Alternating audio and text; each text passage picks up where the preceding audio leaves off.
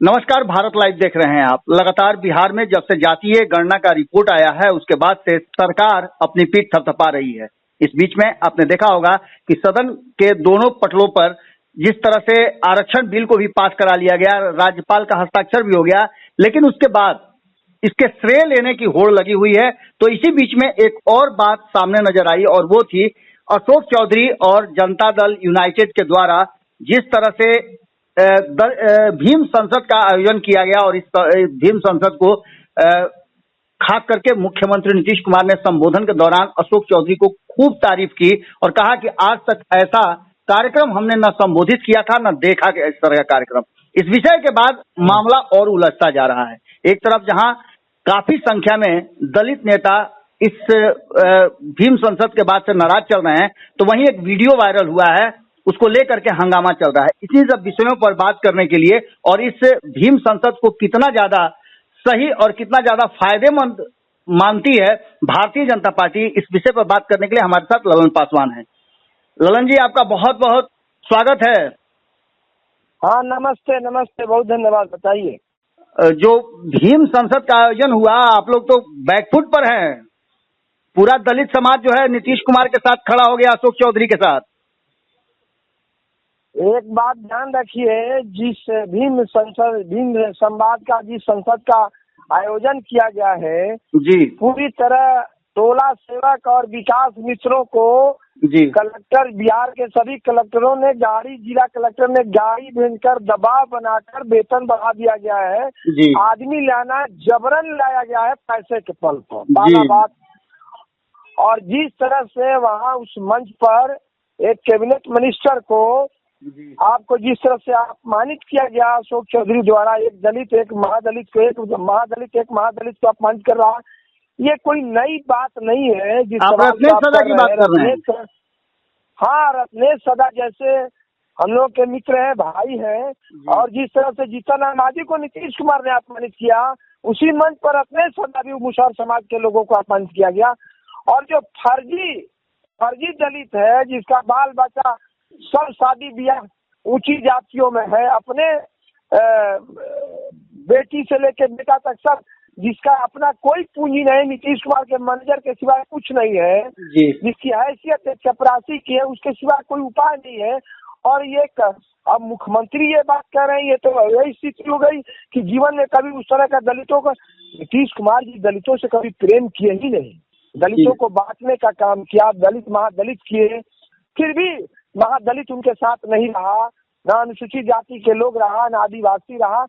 और अब इतना बड़ाई कर रहे हैं जैसे लग रहा है कि बाबा साहब अम्बेडकर के संविधान को भी नहीं मानने वाले नीतीश कुमार जी। वो अब जिसकी आप चर्चा करें, हम तो नाम भी लेना पसंद नहीं करते। आज तक किसी दलितों को आज तक वो फोन करके जिसने कभी भला नहीं किया होगा।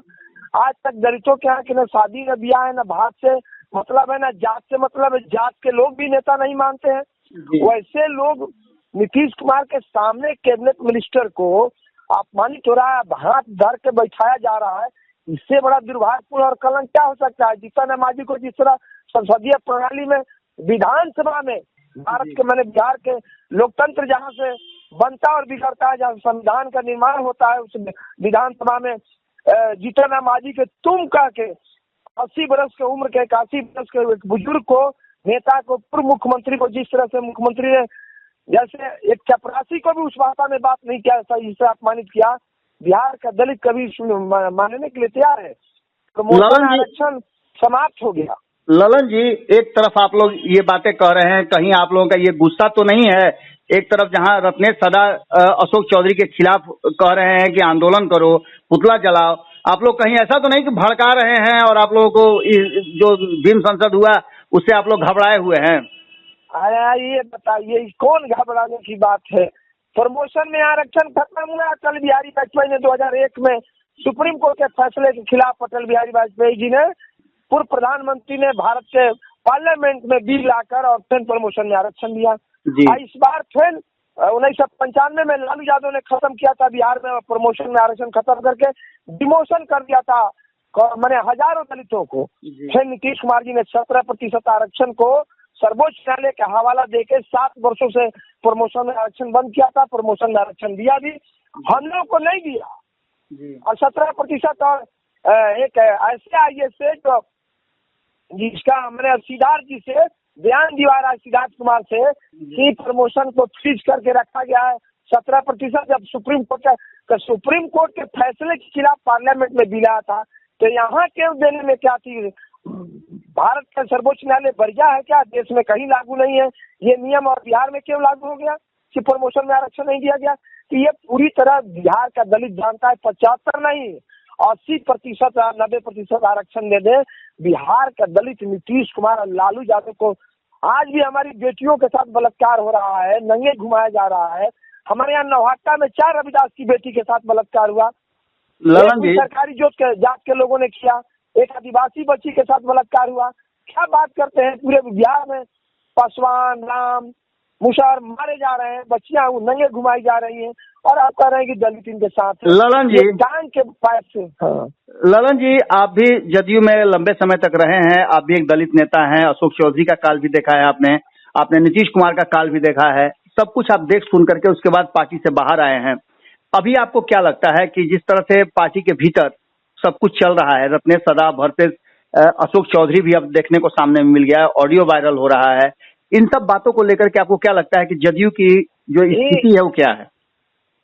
अरे मैं आपको बता रहा हूँ, ये मैं लगातार बोलते रहा हूँ जी। क्या लोकतंत्र नहीं है? पूरी तरह लोकतंत्र पर यहाँ नौकरशाहों का और पार्टी कारपोरेट है जी, और पुर्जा दे के मिलने वाला है, और ये सब मैनेजर है, दलित नेता नहीं है। दलितों को आप बता दीजिए कहीं किसी का काम किया, कभी आरक्षण पर संसदीय प्रणाली में अगर बोला होगा तो मैं राजनीति छोड़ दूंगा जी। कभी प्रमोशन पर इसका बयान आया होगा तो बता दीजिए हमको किसी का।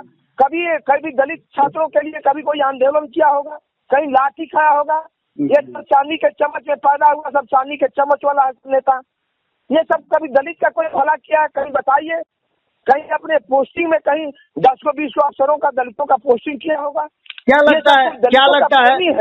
लगता है ये विवाद, जो नया विवाद अशोक चौधरी वर्सेस रत्नेश सदा हुआ है, ये पार्टी में और जदयू के लिए कितना घाटा का सौदा होगा? देखिए, घाटा का सौदा महंगा की बात नहीं, मैं आपको बता देता हूँ। जिससे प्रमोशन खत्म हुआ और दलित महादलित बचा था, तब दलित 2010 में नीतीश कुमार जी ने 10 के बाद नीतीश कुमार जी ने कहा ना सरकार बना लिया, और 2015 में नीतीश कुमार जी कहाँ चले गए 43 पर। अरे आप बात जानिए, दलित बिहार का लालू यादव को छोड़ा, लालू यादव खत्म हो गए, नीतीश कुमार को छोड़ा, नीतीश कुमार खत्म हो गए, और त्रिकोणात्मक लड़ाई में और लोजपा अगर इस तरह का काम नहीं किया होता तो लालू यादव को भी सफाया हो गया होता, और नीतीश कुमार का जो होता तो राम ही जाने। इसलिए जो अंगणित है उस अंगणित में बिगड़ गया खेल। नहीं तो ये बात आप जो कह रहे हैं कि दलित नीतीश कुमार के साथ और लालू यादव के साथ होगा, भूतो न भविष्य। वर्कर कुछ हो सकते हैं जो लालच में है, MLA MP का चुनाव लड़ना नहीं। ललन जी, मैं नहीं कह रहा हूँ, आपके जैसे दलित नेता जो काफी जमीनी नेता हैं, वो जब छोड़ करके पार्टी से बाहर आते हैं जदयू से, तो अब वर्तमान स्थिति क्या बन रही है? आप किस तरह से देखते हैं इसको? आपको मैं बता रहा हूँ, चुनाव आने दीजिए। बिहार का दलित और अति पिछड़ा जी, दलित अति पिछड़ा आरक्षण में हमारा बैकलॉग 3.5 लाख है। नीतीश कुमार ने 32 वर्ष से दोनों भाई राज कर रहे हैं, 2 बार प्रमोशन में आरक्षण हुआ, बैकलॉग नहीं पूरा हुआ। उच्च शिक्षा में हम 70 को मात्र प्रोफेसर है 9 यूनिवर्सिटियों में। कहाँ किस बात की बात करें? बिहार का दलित अज्ञानी है, पढ़ता लिखता नहीं है। बिहार का इंटेलेक्चुअल दलित समझता नहीं है कि हमारी क्या हालत है। गांव के लोग भी समझता है, मुसहर और समाज के लोग हो, चाहे रविदास समाज के लोग हो, पासवान समाज के लोग हो, किसी से पूछिए कि नीतीश कुमार का नाम, लालू यादव का नाम ले लीजिए, आप पूछ देखिए, आप उसे क्या कहता है। क्या लगता है आपको? पासी समाज के तारीख पर टैक्स लगाया, पासी समाज को आज तक न्याय नहीं मिला। बोला कभी जिसकी बात आप कर रहे हैं पासी समाज के लिए मुख्यमंत्री से?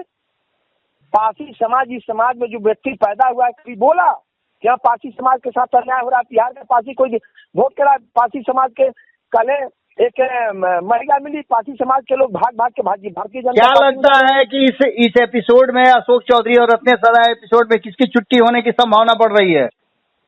ये छुट्टी देखिए, छुट्टी उसकी होती है जो लड़ता है जी। जो मैनेजर है वो लड़बे नहीं करेगा तो छुट्टी क्या होगा? वहाँ जुबान खोलने की ताकत है, वहाँ लोकतंत्र इमरजेंसी है।